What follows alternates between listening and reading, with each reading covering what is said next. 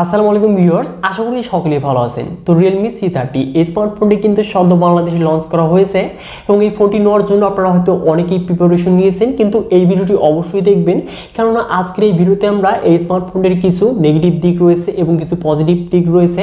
তো এগুলো জানার কিন্তু অবশ্যই আপনাদের প্রয়োজন রয়েছে, কেননা এই ফোনটি আমরা 10,000 টাকায় দেখতে পাচ্ছি বর্তমান সময়ে। তো অবশ্যই 10,000 টাকার আশেপাশে এই স্মার্টফোনটির চাইতে কি বেটার কোনো ফোন রয়েছে কি না, এবং এই ফোনটি কি 10,000 টাকায় আপনার জন্য নেওয়া উচিত কিনা। তো আজকের এই ভিডিওতে আমরা এগুলো নিয়ে ইন ডিটেলসে আলোচনা করতে চাচ্ছি। তো চলুন কথা বাড়াবো না, সরাসরি চলে যাচ্ছি ভিডিওতে। তো প্রথমেই যদি এই ফোনটির আনবক্সিং দিকে যাব না আমরা, তো প্রথমে ডিজাইন এবং বিল্ড কোয়ালিটিতে আসলে এই ফোনটির ফ্রেম এবং রিয়ারে দেখতে পারবো আমরা পলিকার্বনেট ম্যাটেরিয়াল, যেটি কিনা ম্যাট ফিনিশিং এর সাথে আসতে যাচ্ছে। এবং এই ফোনটির কিন্তু ডিজাইন এবং বিল্ড কোয়ালিটি আমরা অনেকটাই ইউনিক দেখতে পারবো, যেটি কিনা আমার কাছে যথেষ্ট ভালোই মনে হয়েছে। তো অবশ্যই ডিজাইন এবং বিল্ড কোয়ালিটি যথেষ্ট ভালো হতে যাচ্ছে এবং এই ফোনটির ওয়েট হতে যাচ্ছে 182 গ্রাম এবং থিকনেস 8.5 মিলিমিটার। তো অবশ্যই এক হাতে কিন্তু এই ফোনটিকে আমরা ইজিলি ইউজ করতে পারবো। আর এই ফোনটির ডান সাইডে দেখতে পারবো ভলিউম আপ এবং ডাউন বাটনের সাথে পাওয়ার বাটন, এবং বাম পাশে থাকছে ট্রিপল কাট সল, সেখানে আমরা দুটি সিম সহ একটি মেমোরি কার্ড ইউজ করতে পারবো। এবং নিচে থাকছে 3.5 mm audio Jack, primary microphone, micro USB port এবং স্পিকার গ্রিল, এবং উপরে কোনো কিছুই থাকছে না। তো এবার যদি আসা যায় এই ফোনটির ডিসপ্লেতে, তো এখানে আমরা অর্ডার টপ নচের সাথে 6.5 inches IPS LCD display panel দেখতে পারবো, যার রেজলিউশন এইচডি প্লাস।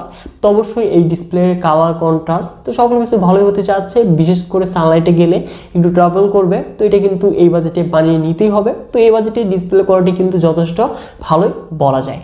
তো এবার যদি মুভ করা যায় এই স্মার্টফোনটির পারফরমেন্স সেকশনে, তো আমরা অ্যান্ড্রয়েড ভার্সন 11 এর সাথে Realme UI আর ভার্সন দেখতে পারবো, যেখানে চিপসেট হিসেবে থাকছে Exynos T612, যেটি কিনা 12 nm আর্কিটেকচারে তৈরি একটি অক্টোকোর প্রসেসর, যার সর্বোচ্চ ক্লক স্পিড 1.8 GHz, যাতে জিপিইউ হিসেবে থাকছে Mali G57।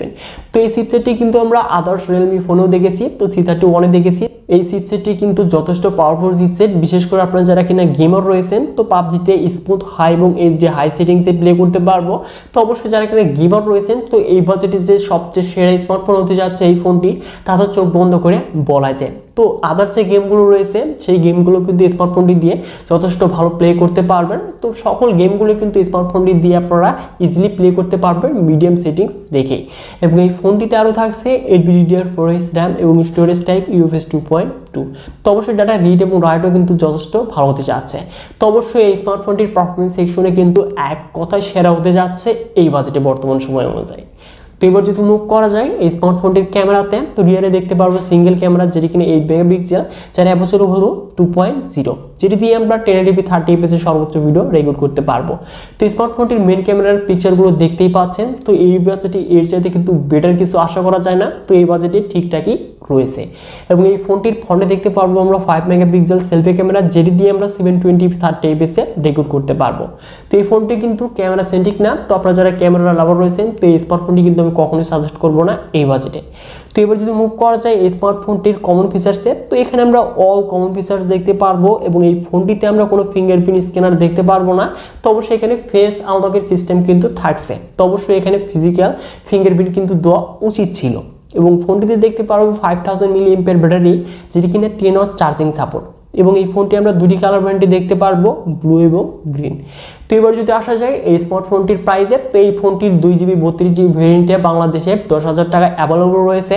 তো এবার যদি কথা বলা যায় এই স্মার্টফোনটির পজিটিভ এবং নেগেটিভ সাইডগুলো নিয়ে, তো নেগেটিভ সাইডে আসলে অবশ্যই এখানে ডিজাইন এবং বিল্ড কোয়ালিটি আরেকটু ইমপ্রুভ করতে পারতো, এবং এখানে যদি মাইক্রো ইউএসবি বদলে যদি এখানে ইউএসবি টাইপ সি পোর্ট দিত, তাহলে কিন্তু আরেকটু ভালো হতে পারতো।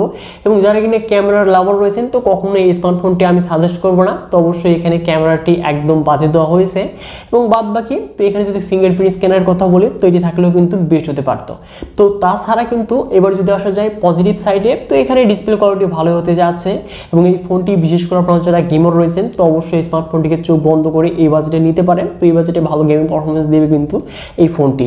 এবং আপনারা যারা কিনা লং টাইম ব্যাটারি ব্যাকআপ চাচ্ছেন, তো এই স্মার্টফোনটির সাথে অবশ্যই যেতে পারেন। তো বিশেষ করে আপনারা যারা মিডিয়া কন্টেন্টগুলো বেশি বেশি ওয়াচ করতে চাচ্ছেন এবং গেমিং করতে চাচ্ছেন এবং লং টাইম ব্যাটারি ব্যাকআপ চাচ্ছেন, তাহলে 10,000 টাকা এই স্মার্টফোনটি কিন্তু সেরা হতে যাচ্ছে। তো স্মার্টফোনটি আপনাদের কাছে কেমন লেগেছে অবশ্যই ভিডিওতে লাইক করে কমেন্ট করে জানিয়ে দিবেন, এবং এই চ্যানেলটিতে নতুন হলে চ্যানেলটিকে সাবস্ক্রাইব করে হয়ে যাবেন ফ্যামিলির একজন নতুন সদস্য। সো ভিডিওতে দেখা হচ্ছে শীঘ্রই নতুন কোনো ভিডিও নিয়ে।